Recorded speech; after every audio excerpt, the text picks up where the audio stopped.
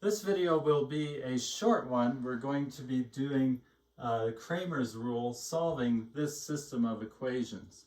Cramer's rule involves determinants. And what I want to do first is solve this the way that you're used to. In this case, I'm going to multiply this top equation through by a -3. That's going to wipe out my x's. When I do that, I get minus 3x minus 6y is equal to positive 9. Minus 3.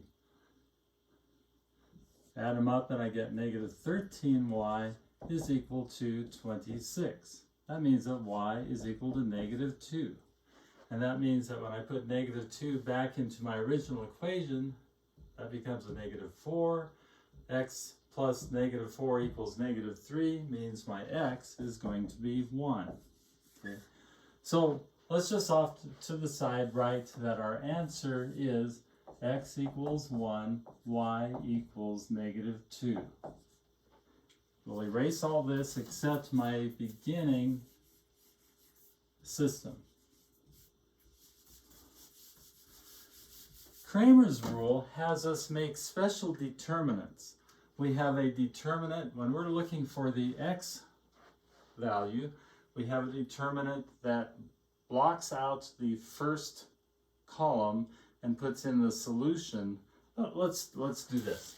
Let's write this in matrix form. We have 1, 2, minus 3, 3, minus 7, 17. What Cramer's rule does is it takes you're going to have two determinants, one on the top and one on the bottom. The one on the bottom is always the determinant formed by your coefficients in x and y. That's going to be this one. It will always be, in this case, 1, 2, 3, negative 7. Those guys. The upper one is like this. In fact, what I can do is just write it 1, 2, 3, minus 7. Except I am going to employ these numbers here in my x column. So I'm going to erase these and write minus 3, 17. That's my x column right there. My solution x, which up here I know is going to be 1, is found by taking this determinant and dividing by this determinant. Remember, for each determinant, I'm going to get a single value here, single value here. When I perform that division, I should get 1. Let's try it. So this becomes negative 3 times a negative 7, minus 3 times a minus 7, minus 17 times 2. And I'm going to divide that by 1 times a negative 7 minus 3 times 2. Okay, on the top I have 21 minus 34. 21 minus 34 is a negative 13. On the bottom I have minus 7 minus 6, which is a negative 13.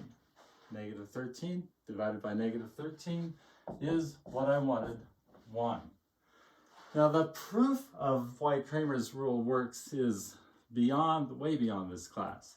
But it's fascinating because now you can take an Excel worksheet and create a spreadsheet that will calculate, this kind of thing. You can put in any number you want and Cramer's rule will solve for it. Now you'll get decimal answers. That's a problem. You won't get nice numbers like that. Let's do y real quick. Y is going to be a certain determinant divided by this same determinant doesn't change on the bottom. It's always going to be 1, 2, 3, minus 7. But here, let's just do what we did before. 1, 2, 3, minus 7. But I want to now take these answers, these numbers here that from this column of of my equation system, I'm going to take negative 3 and 17 and now put them in the y slot. Negative 3, 17. This is my y slot. So I do that calculation. That's going to be 1 times 17 minus 3 times negative 3.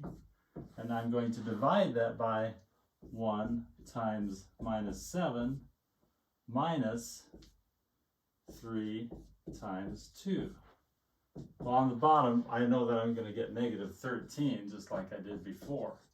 On the top, 1 times 17 is 17, minus a negative 9 is plus 9.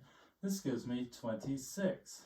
26 over negative 13 is negative 2, which was what I wanted. Cramer's rule is simply taking two determinants. The denominator is always going to be based on those coefficients in x and y. The numerator will have, depending on whether you're looking for x or for y, it's going to be replacing a certain column with these numbers here. It's really slick.